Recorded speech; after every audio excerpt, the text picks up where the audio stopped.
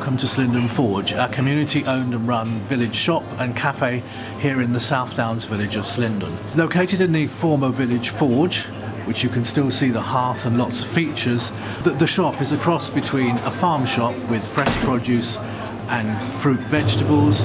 We've got fresh meat from a local butcher, dairy products from our local dairy just over the downs, in our chiller cabinet, along with fresh cheese. We've got wines, we're licensed in both the shop and in the cafe. We've got lots of everyday essentials as well as lots of treaty things.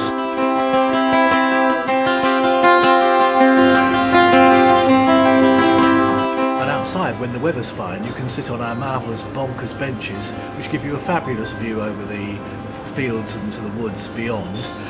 And they were made for us by the Charlton Sawmill. We quite like the idea that for a community shop, we've got communal seating.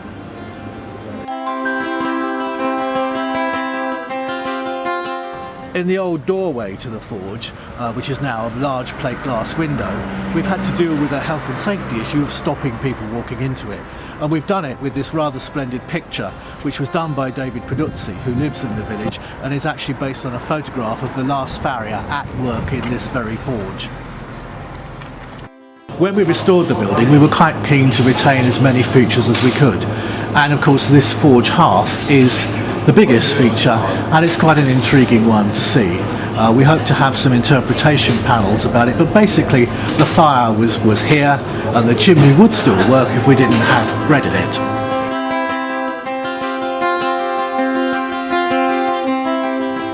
We're quite proud of our shelving.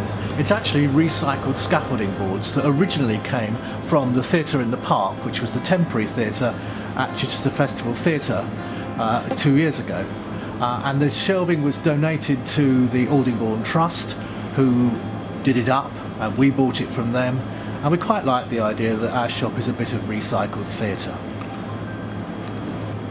This year we're making quite a big thing of Christmas, and we've got some lovely Sussex-made chocolates, some of which are of our own brand, and lots of other delicious things as well, either for your own feasts or to give as gifts to friends and family. We're quite proud of our coffee. It's made for us in that well-known centre of coffee excellence, Littlehampton, and is our own blend of coffee, which a lot of people really like.